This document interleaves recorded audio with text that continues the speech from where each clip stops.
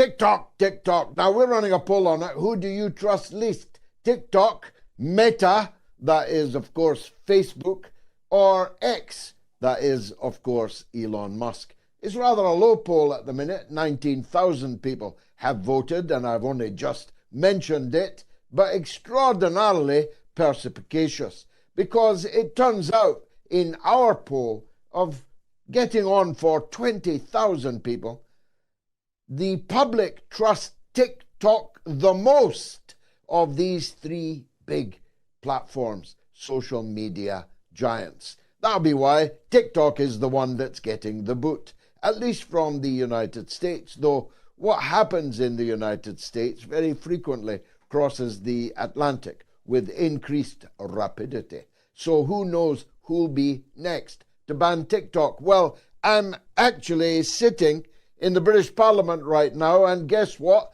TikTok is banned in the British Parliament. I can get Twitter, I can get Meta, Facebook, Instagram, any of these things. In fact, there are things that I could get that I don't want to get, but which are sent to me anonymously by X, for example. I get nudes in bio, sex bots all day, every day here in the British Parliament, but I can't get TikTok. That's because China is now officially an enemy. I can't go into it too deeply because it's a live trial, but two members of staff in this very building, not my members of staff employed by leading conservative critics of mine who are never done telling me that I'm a traitor, those two members of staff of Conservative MPs have been arrested and charged with spying for China, which is described in the indictment as an enemy, about which more later. The truth is, TikTok is being banned not actually because it's Chinese. TikTok is being banned because the Israel lobby in the United States has placed on record that we have a TikTok problem. What they really mean is we have a young people's problem. Young people in overwhelming number all over the United States, including young Jewish people in unvanquishable and ever-growing numbers, are a problem for the Israel lobby because there's an uprising going on in the United States amongst young people against the crimes being committed by the apartheid genocidal state of Israel.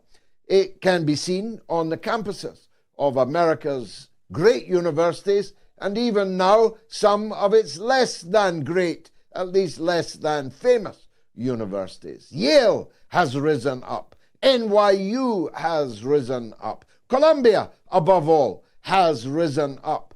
And the more the authorities bring in the National Guard, anti-terrorist police, I'm not making that up, the more they try to describe the protests of the students in America's universities as hate fests, even nests of terrorism, the more the young people are standing up to them. It is a truly inspiring phenomenon. Last seen in the United States in 1968, when an uprising on campuses all over America began over the American war, genocidal war against the people of Vietnam.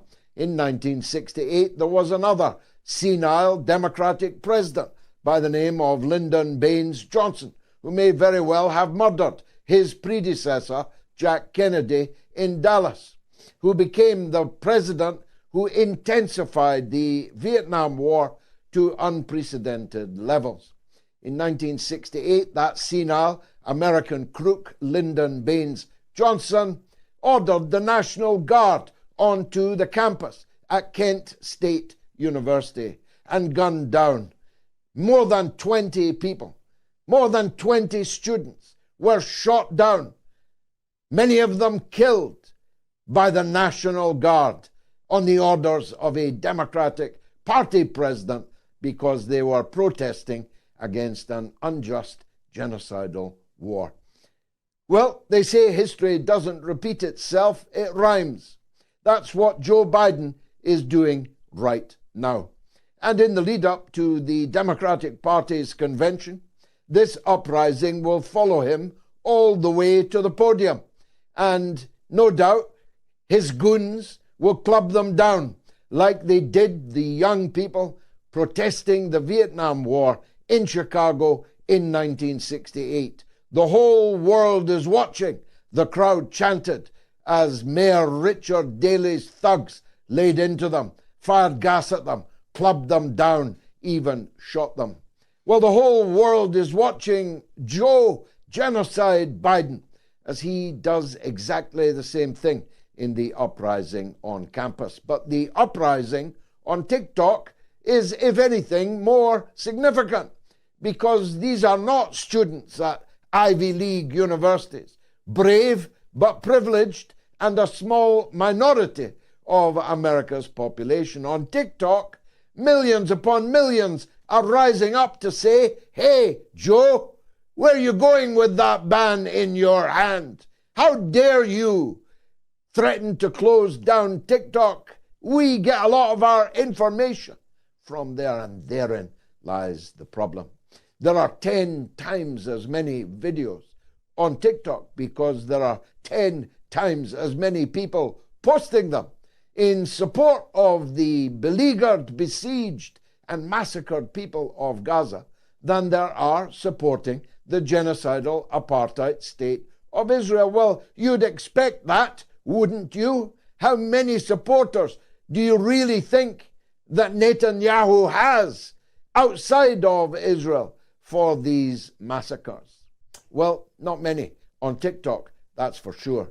And that's why Joe Biden today in the Oval Office committed an act of international piracy. He held a gun at the head of the American company that owns TikTok in America and said, sell to someone we approve of, or we're closing you down. That's the new American law. It's freedom, you see, the land of the free.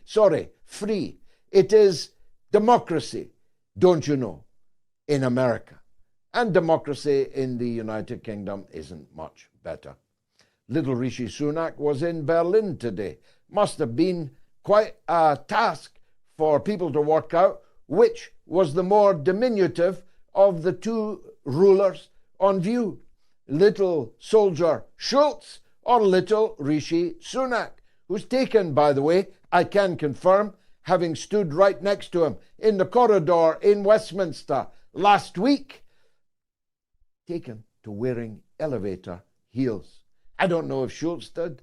I don't know if they had a measuring contest of who had the biggest elevator heels. But the two of them were acting big. The two of them were strutting around, planning a European army. The very thing that they said during the Brexit referendum was swivel-eyed lunacy to suggest that's what they were planning. They are now going to have a European army. And though Britain is not in the EU because its people decided to leave it, we're going to be in the EU's army. And moreover, we're going to lead that army, don't you know? It's like going back to Waterloo in 1815. Us and General Blucher are going to make sure that Johnny Frenchman doesn't establish a leading role in that European army. Us and the Germans are going to take the lead. In order to persuade us of the wisdom of that, the government sent little Grant Shapps. How many of these miniatures do the Tory government have in their cabinet room? Little Grant Shapps, as he's now known, he used to be known by a multiplicity of names when he was pretending to be various identities in his previous business career. He was sacked ignominiously from many minor positions in the Conservative government, but now little Grant Shapps is our war leader. And what a war leader. He's going to spend not 2% of our GDP when France and Italy, many other European countries don't spend anything like 2% of their GDP. Their people demanding instead houses and hospitals, schools, better health for their people, more economic opportunity for their people. In Britain, we spend 2%. It's an ironclad consensus, you see, between Labour and the Conservatives. Let's spend as much as we can possibly get away with on weapons and war. Moreover, weapons which our own people in our own armed forces won't even see. It was made plain by little Grant Shapps today that most of the increase in expenditure, 75 billion extra per year, is going to the Ukraine. It's actually going to little Zelensky. Another midget is getting another huge tranche of the 75 billion pounds extra on top of the hundreds of billions we already spend, is going to Zelensky in a war which may well be lost by the summer holidays, judging by the pace of Russia's advances, the collapse of the Ukrainian lines. The lines of coke remain vibrant. The military lines are collapsing like a house of cards. So it may very well be that before Britain has managed to send the extra money, little Zelensky is sitting on the beach in Miami or in Tel Aviv or perhaps in both. The British government's bravado over spending even more money on weapons and war to send to Ukraine is only possible because the so-called opposition in Britain is in lockstep with little Rishi and little Grant. As the Tories pledged 2.5% of GDP on weapons and war, Labour cried out for more. Why only 2.5%? Are you really going to do it? Or is this just an announcement for show? Summed up the Labour response. Well, my take on it is this. If I went anywhere in Britain and pointed to a pothole, pointed to a derelict building, pointed to a shaky bridge, pointed to a decrepit motorway, if I went to any hospital and went into the A&E and saw the line for 12, 15 hours to be seen by a doctor, if I went to a school with crumbling infrastructure and not enough tech equipment, a field for football that resembles something that's been bombed by a warplane, and asked the parents there, should we spend this money here in this school, in this hospital, on these houses, on this motorway, on filling these potholes, or should we send it to Zelensky? I can assure you that 99% of the people would choose the former rather than the latter. But hey, that's democracy, shamocracy, where both parties, the only two possible governments, are in such lockstep that, like the animals in George Orwell's Animal Farm, you look from man to pig and pig to man and man to pig and back again, and you cannot tell the difference. And that is exactly true also in the United States of America. Let me close on the Al-Shifa and Nasser mass graves.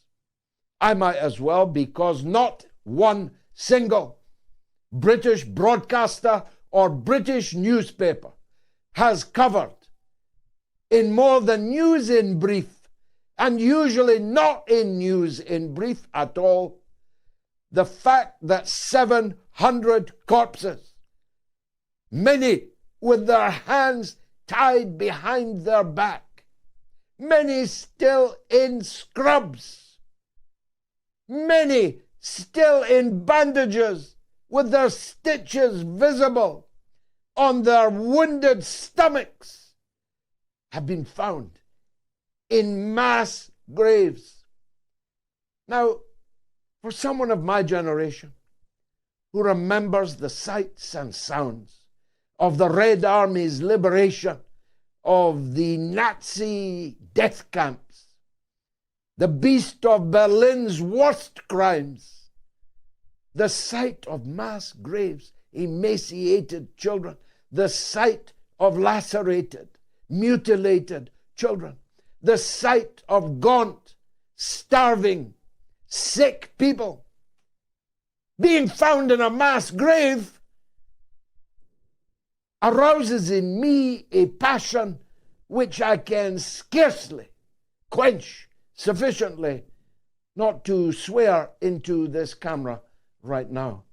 But somehow the mass media in Britain is able to ignore it with absolute equanimity. They don't give a damn, won't even report it, never mind analyze it. And in the House of Commons today, the Labour leadership raised anything, everything but these mass graves, the ongoing genocide, massacre of the Palestinian civilian population, most of them women and children. They didn't even raise it. They didn't allow the word Gaza to cross their lips, and neither did a single Labour member of Parliament. It was left to a young woman, the deputy leader of the SNP, the Scottish National Party, to raise the existence of these mass graves and to compare the outrage over alleged mass graves in the Ukraine with the total silence over the mass graves in hospitals in Gaza. The Deputy Prime Minister, because little Rishi was away standing on top of a tank to avoid looking like the Prime Miniature he is, the Deputy Prime Minister scolded the SNP Deputy Leader. How dare she compare the crimes of Russia with the crimes of a democracy in Israel? In Russia, he said, we have an authoritarian dictatorship. But a democratic country can commit genocide much more nicely, apparently. He said, we can be sure that democratic Israel will investigate any allegations of misconduct. That's how he describes dead bodies shot in the back of the head with their arms tied behind their back, still in their medical uniforms. These are allegations of misconduct. Moreover, we can be confident that democratic Israel will properly investigate them. Now, I'm going to say something very strong, which if I said downstairs in the chamber of the House of Commons would have me removed from the building and banned for the rest of the day, if not for longer. The Deputy Prime Minister of the United Kingdom is a liar. He knows extremely well, must do. He's seen the Foreign Office legal advice that they're refusing to show the rest of us. Not only that, democratic Israel is committing war crimes, crimes against humanity, crimes which plausibly, in the words of the ICJ, can be described as genocide. He knows that. But he calls them allegations of misconduct and misleads the House of Commons, though I'm glad to say not most of the public. that any allegations of misconduct by Israel will be investigated. And if you believe that, I've got a bridge here in London I could sell you going cheap. Right after this 60-second break, we've got the one and only Scott Ritter, the seer, the sage, the authority, the inspector. Don't go away.